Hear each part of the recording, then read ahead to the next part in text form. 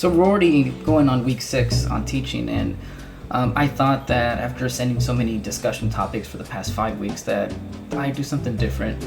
I just feel like it's been like the same thing over and over and over again, but I think for a change, asking something about me will be actually pretty beneficial. And so that's why I made this segment that's called Mama. I wish I could have named something different, but I can't. It's Medina's Ask Me Anything, but appropriate. And this is a way for you to know me as a teacher, and this is something that I've been doing, not the video segments, but telling stories. And for the past 8 years when I was in middle school, a lot of students would come to my classroom for morning break, for breakfast. They eat in my classroom. They come for lunch, even if I had a class, or even in my lunch period or conference period, they would come to my room. And also even after school, and we would just talk. They would ask me questions and we just talk. And so because of distance learning, not every student is going to be coming face to face, and so I thought that this would be a good way to connect with them. And so I've been looking through Schoology, and a lot of questions were repeated, and that's completely fine. A lot of students might have the same type of question in mind, so I'm going to answer the most frequently asked question that I've had here. Okay, so the most obvious question that I've gotten was what inspired me or what made me become a teacher, but some actually went a little bit further by saying what I would prefer a different career, and also what would be my inspiration. So that's a pretty big question to ask, but when it comes to inspiration, I would have to say my 3 art teachers in middle school and high school. They would be Mary Taylor, but now she goes by Mary DeChambra. I had her as a 7th grade art teacher in Shotwell. And then in high school, I had Mr. Venable and Dr. Michael Ann Kelly. And Venable used to be where Mr. Schmidt's room is at, and Dr. Kelly would be where Ms. Schoberg is at. And so those 3 teachers will be my main inspiration. They pushed me to try harder and to actually, I would say that I've learned a lot from them, whether it's teaching methods, or more especially that I do have a talent when it comes to art. Now, would I have preferred a different career? No. I did want to become a graphic designer. I actually was working in law for 8 years before teaching, and I like teaching.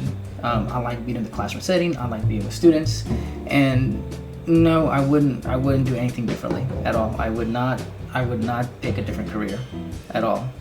There's sometimes that I do miss retail management, but in the long run, it's too much of the same thing. And being a teacher, every day is a different thing, because I have an A and B day, and then you guys will act in different ways, or you guys make the day interesting. What are things that you're interested in? What do you do in your free time? In my free time, I like to, go out and photograph every once in a while. I do like to go for hikes and walks and little small road trips. But with distance learning, it has been a little bit difficult. My weekends are spent, grading or checking up on any kind of glitches in the assignments. But if I had any free time, I would like to take small road trips, whether it's on a small town and just photograph, and then, I guess like little small road trips, and then just go to nature trails and just run. Have you ever been in any sports? What made you become a teacher? Well, I can scratch the second part of that question, but have I ever been on sports? I suck at sports. But the only thing I was probably good at would be cross country and track. And so my fastest time would be, for a mile, would be 5:01. And for cross country would probably be like 17:37, if I can remember, because I remember it was 17:30s. Now, unofficially, I did ran a 16-minute 5K run unofficially, and that was in Memorial Park. Memorial Park is a 3-mile trail, and I could have gone even faster than that, maybe like around 16:45, 16 something. But the thing was that I wasn't even trying. All I was doing was jogging. It felt like I was just jogging very, very slow and just talking. And so I had my stopwatch I had a wrist stopwatch. And so once I finished across the finish line, it was like around 1640. And so I thought, imagine if I actually tried. And so I didn't try after that, because work and all that stuff happened. What is the craziest experience you ever had as a teacher? What are your favorite music genres, and how many years have you been teaching? Okay, so this will be my 10th year of teaching. And favorite music genres, I put music in classes, and I like to expose people to different kind of music. I listen to all kinds of music, whether it's rock, classical rock, or classical music, or K-pop maybe, but the thing that I listen to the most is indie music, independent music artists. The reason is because these musicians write their own lyrics, they write their own music, and they actually play their own music, and they play in small venues where they actually, after the show, they stop by and meet the fans. And so I have more respect for independent artists than I guess like singers and artists that are part of a big label. But what is the craziest experience I've had as a teacher? That will be my first year teaching on the second day of school, and I actually remember the student's name, which I'm not going to say, but the second day of school was her first day, and she came in late, and so when she came in, she walked in the door, she saw a friend from in the back, and it was just a lot of profanity, like, you're and it was just a lot. And so me being a first year teacher on my second day, all I was saying was like, man, you can't say that language. And of course she was just like, so she didn't care. But it was like constantly. And so, sitting her somewhere else, she'll still walk into that chair next to her friend. I would separate them. They would still go in together. I called home. They never picked up. Tried to schedule a conference. They never, ran through the emails. Until I found out one day, especially when I was playing music, that Justin Bieber came on, and then she got quiet because she had the Bieber fever, and so she likes Justin Bieber. But that second day of school, that would be the worst thing that's ever happened to me. And so that's why when kids try to, like, I guess, confront me, it doesn't really faze me because I've already seen the worst already. And so that would be my wildest experience as a teacher. So another student asked, like, what is the name of the dog? Actually, I have two dogs.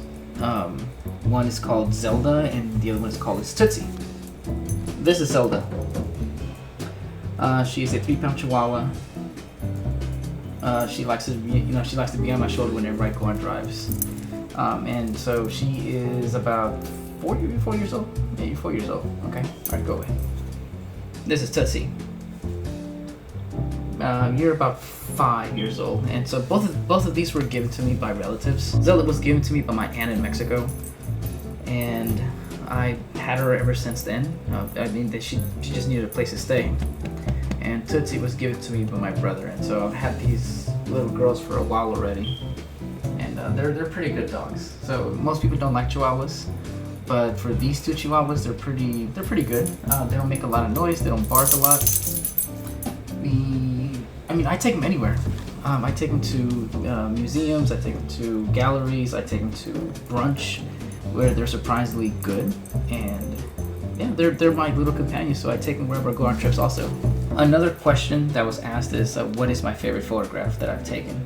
My favorite photograph would be of my grandmother. My grandmother right now is 99 years old, and so in the event that I'm not in campus or I'm not in class, is because something's happened. And so I was hoping that this summer I would be able to see my grandmother, but unfortunately, because of COVID, and COVID, they kind of like prohibit people from traveling. What is it that makes it to be my favorite photograph of her? It's because she's just reading the newspaper. It's one of those things that I remember her doing. It's just reading a newspaper and just reading books, magazines, whatever it is, and she loves to read.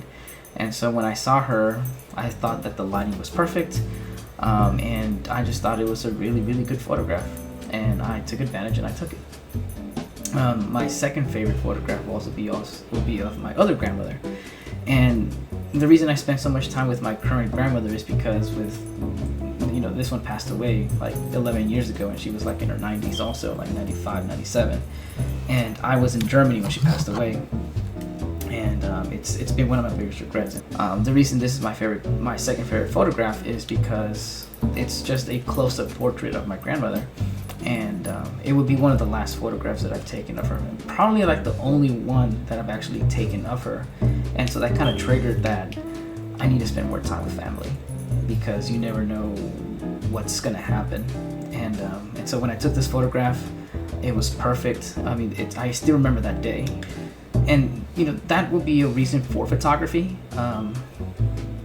to preserve memories, because you want to take as many photographs of people as possible, so that way when you look at that photograph, you'll be surprised how much you can remember of an event. And so that's why I want to teach photography to students, to make sure that they preserve memories. There's more than just Instagram models, and that's fine, but that's just a little small part of photography. And so my purpose of teaching photography, and I guess that was someone's question too, is what was the thing that made me be interested in photography, would be to preserve memories. And so me telling you the story about my grandparents, my grandma, it's a good example of preservation of memories. Another question is, what kind of cameras do I use, and what got me into photography? Okay, so what got me interested in photography would be, well, first let me answer this question. The camera that I currently use is a Sony Alpha 350, and so this would probably be like a 12, 13-year-old camera. It's a digital SLR camera. The thing that got me into photography would probably be my dad.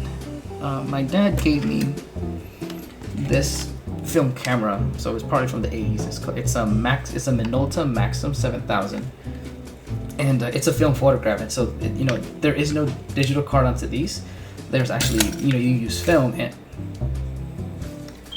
okay, so there's film in there, and I already ruined it because it's exposed to light. But anyways, so this is the camera that he gave me. And so when I signed up for a photography class in college, he thought of giving me this camera and see if it was useful, because he hasn't used it in years, and so he thought that I would probably use it better than he did. And so this is a Minolta lens. This is a Minolta camera. And so Sony, what made me buy a Sony is because Minolta was bought years ago by Sony. And so this lens is from a Minolta. There's the brand. And right now, since I am using a Sony, here's my Sony camera. Minolta are backwards compatible with Sony, and so that's the reason why I use Sony. They're very user friendly. They're actually pretty good lenses, and I can actually attach several different kinds of lenses, such as this 210 millimeter lens. And so this will fit on both my Sony camera, and will also fit with my Minolta film camera. And yeah, so these are the cameras that I use at the moment. So with that being said, guys, I mean, I know COVID is going on around, and some students are coming back to school, and so make sure that you guys do follow the procedures that we put in place. Please make sure that you guys follow the instructions that we as teachers want you to follow for your safety, and don't let your guard down. Wear your face masks, be protected, and keep yourself safe, keep the people around you safe, and then when you go home, keep your family safe as well. Constantly wash your hands, use sanitizer whenever you can, and most importantly, really cover your face.